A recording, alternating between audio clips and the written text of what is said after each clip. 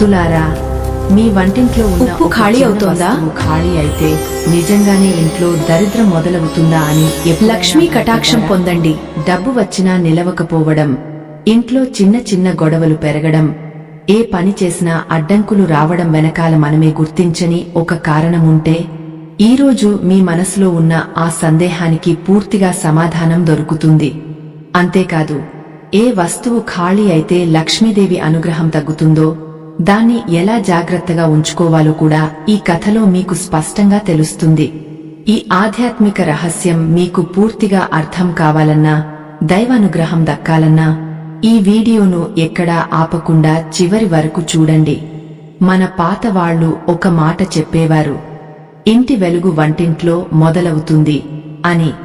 ఎందుకంటే వంటిల్లు కేవలం అన్నం వండే చోటు కాదు, అది ఇంటి అదృష్టం నిలిచే స్థలం అని నమ్మకం. ఒక చిన్న ఊరిలో ధనలక్ష్మి అనే అమ్మాయి ఉండేది. పేరు ధనలక్ష్మి అయినా జీవితం మాత్రం ఎన్నో కష్టాలతో నిండిపోయింది. భర్త ఎంత కష్టపడి పనిచేసినా డబ్బు ఇంట్లో నిలబడేది కాదు. పిల్లలు తరచూ అనారోగ్యానికి గురవుతుండేవారు. ఇంట్లో ఎప్పుడూ ఒక భారమైన వాతావరణం. ఒకరోజు ఉదయం ధనలక్ష్మి తన వంటింట్లో నిలబడి చూస్తూ ఉండగా అన్నీ ఉన్నట్టే కనిపించాయి, కాని ఎందుకో ఇంట్లో ప్రశాంతత కనిపించలేదు. గిన్నెలు ఉన్నాయి, బియ్యం ఉంది, పప్పులు ఉన్నాయి. కాని ఆమె అత్తగారు ఎప్పుడు చెప్పిన ఒక మాట మాత్రం ఒక్కసారిగా గుర్తొచ్చింది. వంటింట్లో ఒక వస్తువు ఎప్పుడూ ఖాళీగా ఉండకూడదు. అది ఖాళీ అయితే ఇంటి అదృష్టం కూడా నెమ్మదిగా ఖాళీ అవుతుంది అని. ధనలక్ష్మి ఆలోచనలో పడిపోయింది. అది ఏ వస్తువో నేను ఎప్పుడూ అడగలేదు కదా అని తనలో తానే బాధపడింది. అప్పటికే ఇంట్లో మరో సమస్య వచ్చింది. భర్తకి రావాల్సిన డబ్బు ఆగిపోయింది. పిల్లాడికి జ్వరం వచ్చింది. చిన్న చిన్న విషయాలకే ఇంట్లో మాటామాటా పెరిగింది. ఇదంతా యాదృచ్ఛికమా, లేక నిజంగానే ఏదైనా ఆధ్యాత్మిక కారణమా అని ఆమె గుండెల్లో భయం మొదలైంది. అదే ఊరిలో ఒక పెద్దమ్మ ఉండేది. ఎవరికైనా కష్టాలు వస్తే ఆమె దగ్గరకు వెళ్లి సలహా తీసుకునేవారు. ఆ పెద్దమ్మ మాటల్లో ఒక విచిత్రమైన నమ్మకం ఉండేది. మరుసటి రోజు ధనలక్ష్మి ఆమె ఇంటికి వెళ్ళింది. కళ్లలో నీళ్లు, మనసులో బాధ. అమ్మా, మా ఇంట్లో ఏం చేసినా శాంతి రావడం లేదు, డబ్బు నిలవడం లేదు, కారణం ఏంటో అర్థం కావడం లేదు అని అడిగింది. పెద్దమ్మ కాసేపు నవ్వి, నీ వంటింట్లో ఉప్పు డబ్బా ఎప్పుడైనా పూర్తిగా ఖాళీ అయ్యిందా అని ఒక్కసారిగా అడిగింది. ఆ మాట విన్న ధనలక్ష్మి ఒక్కసారిగా ఆశ్చర్యపోయింది. ఎందుకంటే 3 రోజుల క్రితం నిజంగానే ఇంట్లో ఉప్పు పూర్తిగా అయిపోయింది. అమ్మా, కాని అది చిన్న విషయం కదా అని ఆమె అనగానే పెద్దమ్మ నెమ్మదిగా తల ఊపింది. చిన్న విషయమే అనిపిస్తుంది అమ్మా, కాని మన పెద్దలు కారణం లేకుండా ఏ నియమం పెట్టలేదు. ఉప్పు అంటే కేవలం రుచి కాదు, అది ఇంటి శక్తికి గుర్తు అని నమ్మకం. వంటింట్లో ఉప్పు పూర్తిగా ఖాళీగా ఉండడం మంచిది కాదని, ఎందుకంటే అది కొరత భావనకు సూచనగా భావించేవారు అని చెప్పింది. అయితే ఇదంతా కేవలం నమ్మకమా, లేక దీని వెనకాల నిజంగా ఏదైనా పురాణ రహస్యముందా? ఒకప్పుడు లక్ష్మీదేవి అనుగ్రహం కోల్పోయిన ఓ రాజ కుటుంబం గురించి చాలా అరుదుగా చెప్పుకునే ఒక కథ ఉంది. ఆ కథ విన్న తర్వాత నీకు అసలు నిజం అర్థమవుతుంది అని పెద్దమ్మ చెప్పగానే ధనలక్ష్మి ఆశ్చర్యంగా ఆమె వైపు చూసింది. పెద్దమ్మ మెల్లగా ఊపిరి తీసుకుని కథ మొదలుపెట్టింది. చాలా కాలం క్రితం దక్షిణ దిశలో ఒక చిన్న రాజ్యం ఉండేది. ఆ రాజ్యం పేరు ఇప్పుడు చాలా మందికి తెలియదు, ఎందుకంటే అది కాలగర్భంలో కలిసిపోయింది. కాని అక్కడ జరిగిన ఒక విషయం మాత్రం ఇప్పటికీ కొంతమంది పెద్దల నోట వినిపిస్తుంది. ఆ రాజ్యంలో రాజు, రాణి ఎంతో మంచివాళ్లు. ప్రజల కష్టం చూస్తే వెంటనే సహాయం చేసేవారు. పంటలు బాగా పండేవి, ధనం కొరత ఉండేది కాదు. ఇంట్లోనూ రాజ్యంలోనూ ఎప్పుడూ ఆనందమే కనిపించేది. కాని ఒకరోజు రాజభవనంలో చిన్న మార్పు మొదలైంది. అది మొదట ఎవరూ పట్టించుకోలేదు. వంటింట్లో పనిచేసే వాళ్లు నిర్లక్ష్యం చేయడం మొదలుపెట్టారు. ముఖ్యంగా ఉప్పు గిన్నె గురించి ఎవరూ జాగ్రత్త పడలేదు. ఒకసారి పూర్తిగా ఖాళీ అయిపోయింది. ఇంత చిన్న విషయానికి ఏముంది అని అందరూ నవ్వేశారు. కాని రాజమాత మాత్రం ఆందోళన పడింది. ఆమె ఒక మాట చెప్పింది, అన్నం లేకపోయినా ఓ రోజు గడుస్తుంది, కాని వంటింట్లో నిర్లక్ష్యం మొదలైతే అదృష్టం నెమ్మదిగా తలుపు మూసుకుంటుంది అని. కాని యువరాణి ఆ మాటలను పాతకాలపు భయాలు అనుకుని పట్టించుకోలేదు. కొద్ది రోజుల్లోనే విచిత్రమైన మార్పులు కనిపించాయి. రాజుగారి నిర్ణయాలు తప్పిపోవడం మొదలైంది. పంటలు ఒక్కసారిగా తగ్గిపోయాయి. ధనం నిలవకుండా పోయింది. రాజ్యంలో చిన్న చిన్న గొడవలు మొదలయ్యాయి. అందరికీ ఆశ్చర్యం. ఇంత బాగున్న రాజ్యానికి ఒక్కసారిగా ఏమైంది అని ప్రజలు గుసగుసలాడుకున్నారు. ఒక రాత్రి రాజమాత ఆలయంలో దీపం వెలిగించి ప్రార్థన చేస్తుండగా ఒక వృద్ధ సన్యాసిని అక్కడికి వచ్చింది. ఆమె కళ్లలో ఒక విచిత్రమైన ప్రశాంతత. నీ ఇంటి వంటిల్లు ఎలా ఉంది అని ఒక్కసారిగా అడిగింది. రాజమాత ఆశ్చర్యపోయింది. అది ఎందుకు అడుగుతున్నారు అని అడిగింది. సన్యాసిని మెల్లగా నవ్వి, ఇంటి అదృష్టం దేవాలయంలో మొదలవదు, వంటింట్లో మొదలవుతుంది. అక్కడ ఖాళీ భావన పెరిగితే ఇంటి మనసుల్లో కూడా అదే భావన పెరుగుతుంది అని చెప్పింది. ఆ మాట రాజమాత గుండెల్లో మిగిలిపోయింది. వెంటనే ఆమె రాజభవనం వంటింటికి వెళ్ళింది. అక్కడ చూసిన దృశ్యం చూసి షాక్ అయింది. ఉప్పు గిన్నె ఖాళీగా ఉంది. కొన్ని చోట్ల గిన్నెలు అస్తవ్యస్తంగా ఉన్నాయి. అన్నం గింజలు నేలపై పడిపోయి ఎవరూ పట్టించుకోలేదు. మన పెద్దలు ఒక సామెత చెబుతారు, చిన్న చిల్లు పడవను ముంచుతుంది అని. ఇంట్లో కష్టాలు కూడా అలా మొదలవుతాయి. మొదట చిన్నవిగా కనిపిస్తాయి, తర్వాత మనశ్శాంతినే దూరం చేస్తాయి. రాజమాత వెంటనే ఒక నిర్ణయం తీసుకుంది. ఇక నుంచి వంటింట్లో ఏ ముఖ్యమైన వస్తువు పూర్తిగా ఖాళీగా ఉండకూడదు అని చెప్పింది. ముఖ్యంగా ఉప్పు డబ్బా ఎప్పుడూ కొంచెమైనా ఉండేలా చూసింది. ప్రతిరోజూ వంటింటిని శుభ్రంగా ఉంచమని చెప్పింది. వంట మొదలుపెట్టే ముందు కృతజ్ఞతతో దేవుని జ్ఞాపకం చేసుకునే అలవాటు పెట్టింది. విచిత్రంగా కొన్ని రోజుల తర్వాత రాజ్యంలో పరిస్థితులు మెల్లగా మారడం మొదలైంది. పంటలు మళ్లీ పండాయి. గొడవలు తగ్గాయి. రాజుగారి పనులు సాఫీగా సాగాయి. ప్రజలు కూడా మళ్లీ సంతోషంగా కనిపించారు. అమ్మా, అంటే నిజంగానే ఉప్పు ఖాళీ అయితే దరిద్రం వస్తుందా అని ధనలక్ష్మి పెద్దమ్మను అడిగింది. పెద్దమ్మ నవ్వింది. దరిద్రం ఉప్పు వల్ల రాదు అమ్మా, కాని నిర్లక్ష్యం వల్ల వస్తుంది. ఉప్పు ఖాళీగా ఉండడం అంటే ఇంట్లో కొరత భావనకు గుర్తు అని మన పెద్దలు చెప్పిన హెచ్చరిక. అది గుర్తు మాత్రమే. అసలు విషయం మన జాగ్రత్త, మన శుభ్రత, మన కృతజ్ఞత అని చెప్పింది. అయినా పెద్దమ్మ ఇంకా ఒక రహస్యాన్ని చెప్పలేదు. ధనలక్ష్మి ఇంట్లో కనిపించకుండా జరుగుతున్న మరో చిన్న తప్పు కూడా కష్టాలకు కారణమని ఆమెకు అప్పుడే తెలిసింది. ధనలక్ష్మి ఒక్కసారిగా కంగారు పడింది. అమ్మా, ఇంకేమైనా తప్పు చేస్తున్నానా నేను అని ఆత్రంగా అడిగింది. పెద్దమ్మ ఆమె వైపు కాసేపు చూసి మెల్లగా నవ్వింది. నువ్వు చెడు చేయడం లేదు అమ్మా, కాని మంచి విషయం తెలియకపోవడం కూడా కొన్నిసార్లు కష్టాలకి కారణం అవుతుంది అని చెప్పింది. నీ వంటింట్లో ఖాళీ డబ్బాలు ఎక్కువగా ఉంచుతున్నావా అని పెద్దమ్మ అడిగింది. ధనలక్ష్మి ఒక్కసారిగా ఆలోచించింది. నిజమే, కొన్ని గిన్నెలు డబ్బాలు చాలా కాలంగా ఖాళీగానే ఉన్నాయి అమ్మా, వాటిని తర్వాత నింపుదామనుకుని అలాగే పెట్టేశాను అని చెప్పింది. పెద్దమ్మ మెల్లగా తల ఊపింది. మన పెద్దలు ఇంకో మాట చెప్పేవారు, ఖాళీ పాత్ర శబ్దం ఎక్కువ అని. అది కేవలం మాట కాదు అమ్మా.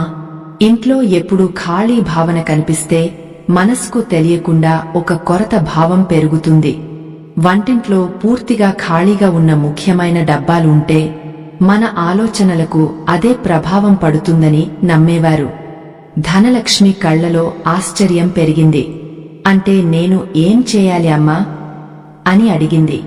మొదట ఇంట్లో ఉన్న ఉప్పు డబ్బాని పూర్తిగా ఖాళీ కాకుండా చూసుకో. బియ్యం, పప్పు, పసుపు, కనీసం కొంచెమైనా ఉండేలా చూసుకో. ముఖ్యంగా వంట చేసేటప్పుడు అసహనం పెట్టుకోకు. కోపంతో వండిన భోజనం ఇంటి ప్రశాంతతను తగ్గిస్తుందని పెద్దలు నమ్మేవారు అని చెప్పింది. ఆ మాటలు విన్న ధనలక్ష్మి ఇంటికి వెళ్లగానే మొదట వంటింటిని శుభ్రం చేసింది. నేలమీద పడిన గింజలు తీసింది. ఖాళీ డబ్బాలు శుభ్రం చేసి కొద్దిగా అయినా నింపింది. ఉప్పు డబ్బాలో కొత్త ఉప్పు వేసి చిన్న దీపం వెలిగించింది. ఆమె మనసులో కూడా ఒక కొత్త ఆశ మొదలైంది. కాని ఆ రాత్రే ఒక విచిత్రమైన సంఘటన జరిగింది. ధనలక్ష్మి నిద్రలో ఉండగా తన అత్తగారు కనిపించినట్టనిపించింది. ముఖంలో ప్రశాంతమైన నవ్వు. ఇంటి అదృష్టం వంటింటి గౌరవంలో ఉంటుంది అమ్మా, అక్కడ నిర్లక్ష్యం పెరగనివ్వకు అని చెప్పి కనిపించకుండా పోయినట్టయింది. ఉదయం లేచిన ధనలక్ష్మి మనసు కాస్త తేలికేంది. ఆశ్చర్యంగా ఆ రోజు చాలా రోజుల తర్వాత ఆమె భర్తకి ఆగిపోయిన డబ్బు వచ్చింది. పిల్లాడి జ్వరం కూడా తగ్గింది. ఇంట్లో గొడవలు కూడా తగ్గనట్టుగా అనిపించింది. అయితే పెద్దమ్మ చెప్పిన మాటలు ఇంకా ఆమె చెవుల్లో తిరుగుతూనే ఉన్నాయి.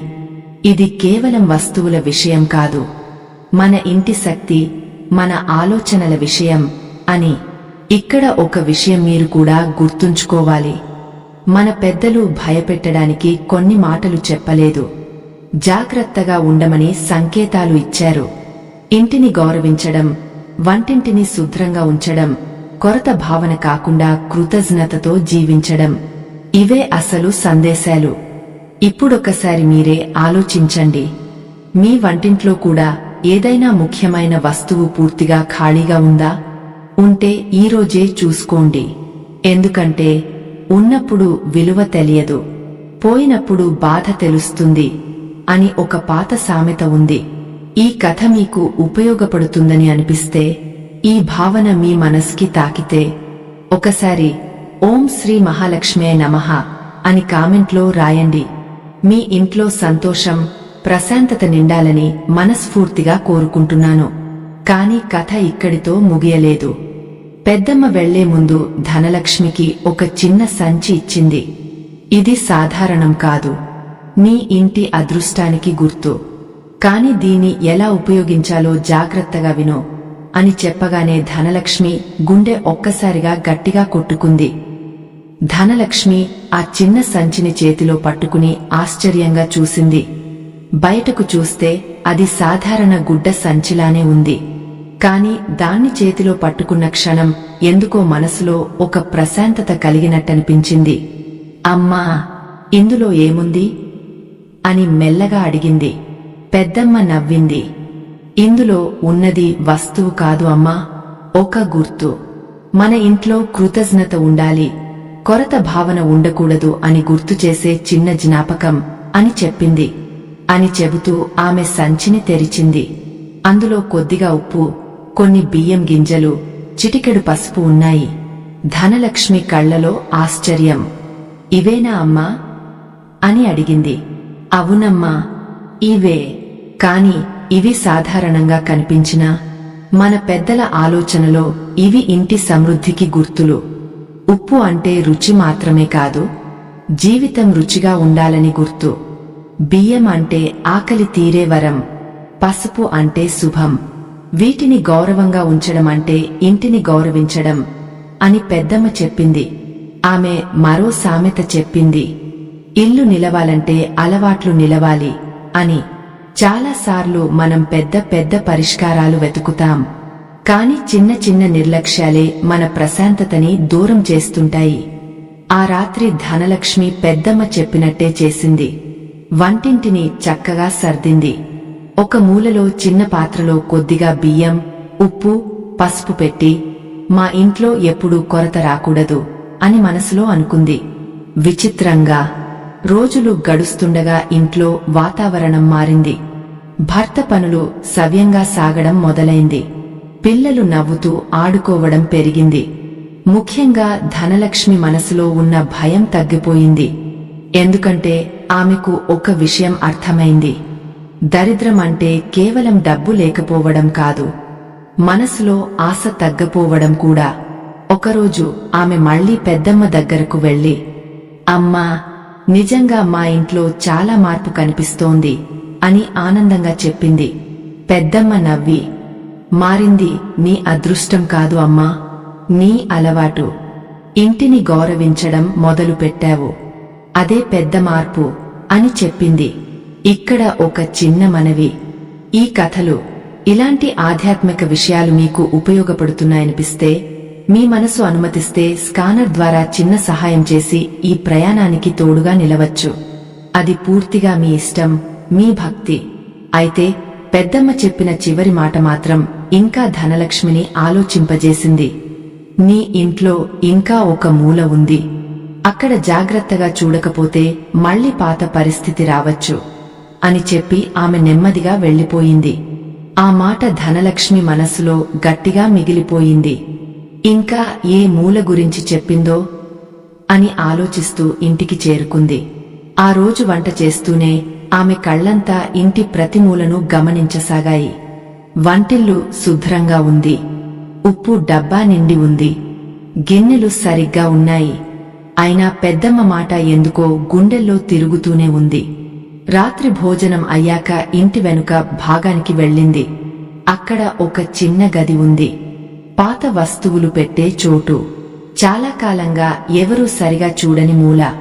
తలుపు తీసి చూడగానే దుమ్ము పట్టిన డబ్బాలు, పగలిన పాత్రలు, ఉపయోగం లేని పాత సామాన్లు కనిపించాయి. ఒక్కసారిగా పెద్దమ్మ చెప్పిన మాట గుర్తొచ్చింది. ఇంట్లో నిలిచిపోయిన నిర్లక్ష్యం కూడా మనసులో భారంగా మారుతుంది అని. ధనలక్ష్మి మెల్లగా ఆ గదిని శుభ్రం చేయడం మొదలుపెట్టింది. పనికిరాని వస్తువులు వేరుగా పెట్టింది, పగలిన పాత్రలు తొలగించింది, దుమ్ము మొత్తం తుడిచింది, కిటికీ తెరిచి గాలి లోపలికి రానిచ్చింది. ఆ చిన్న గది ఒక్కసారిగా వెలుగుతో నిండిపోయినట్టనిపించింది. మన పెద్దలు ఇంకో మాట చెబుతారు, ఇంటి శుభ్రతే ఇంటి శుభం అని.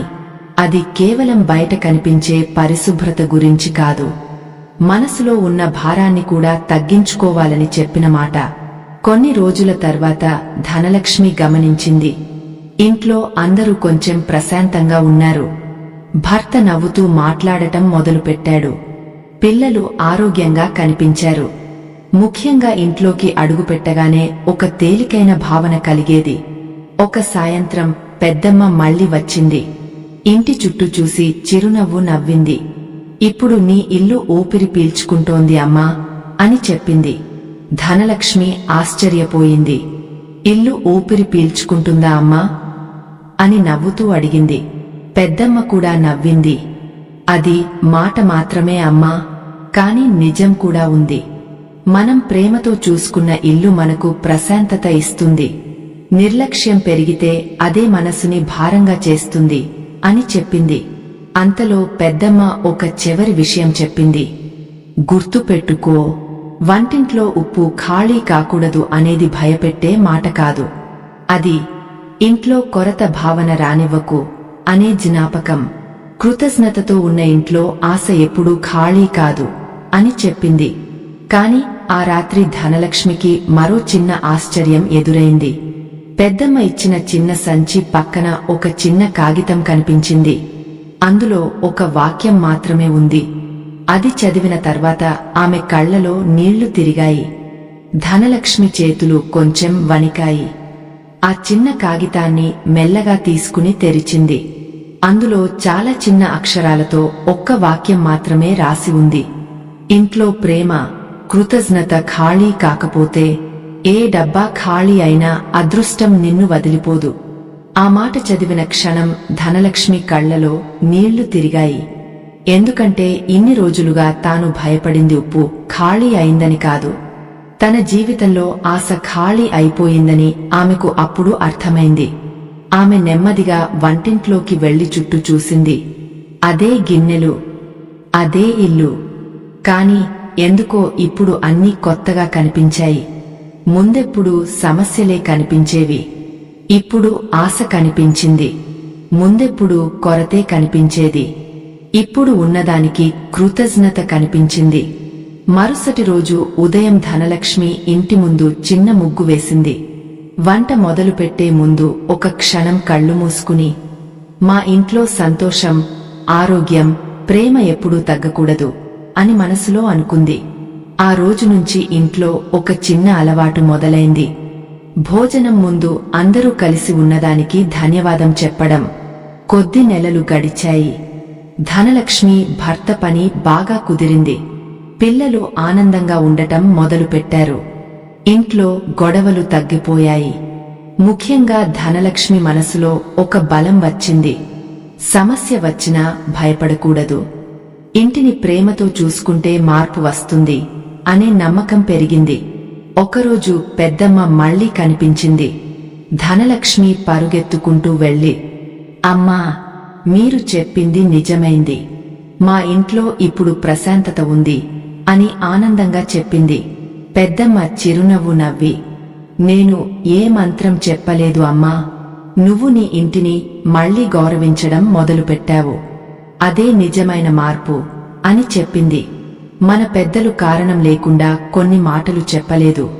ఉప్పు ఖాళీ కాకూడదు అనేది కేవలం భయం పెట్టడానికి కాదు, మన ఇంట్లో కొరత భావన, నిర్లక్ష్యం, అలసత్వం పెరగనివ్వొద్దు అనే గుర్తు. వంటిల్లు అనేది కేవలం వంట చేసే చోటు కాదు, అది ఇంటి ప్రేమ, ఆరోగ్యం, కలిసికట్టుగా ఉండే భావానికి ప్రతీక. ఇల్లు బాగుంటే మనసు బాగుంటుంది అని ఒక పాత మాట ఉంది. నిజంగానే మనం ఉన్నదాన్ని గౌరవిస్తే, చిన్న విషయాల్లో ఆనందం వెతికితే ఇంట్లో శాంతి నెమ్మదిగా తిరిగి వస్తుంది. ఆధ్యాత్మిక ప్రయాణాన్ని ఇంతవరకు చూసిన మీ అందరికీ ఒక చిన్న మనవి. మీ మనసు అనుమతిస్తే స్కానర్ ద్వారా చిన్న సహాయం చేసి ఇలాంటి ఆధ్యాత్మిక కథలు ఇంకా ముందుకు వెళ్లేలా ఆశీర్వదించవచ్చు. అది పూర్తిగా మీ ఇష్టం. కాబట్టి ఈరోజు ఒక్కసారి మీ వంటింటిని ప్రేమగా చూడండి. ఉప్పు డబ్బా నిండి ఉందా లేదా అన్నది మాత్రమే కాదు, మీ ఇంట్లో ప్రేమ, కృతజ్ఞత, ఆశ నిండి ఉన్నాయా లేదా అన్నది కూడా చూసుకోండి. ఎందుకంటే అసలు సంపద మనసులో మొదలవుతుంది. అక్కడ వెలుగు ఉంటే ఇంట్లోనూ వెలుగు నిలుస్తుంది. ఆధ్యాత్మిక ప్రయాణం ఇక్కడితో ముగిసిపోయింది. స్వస్తి.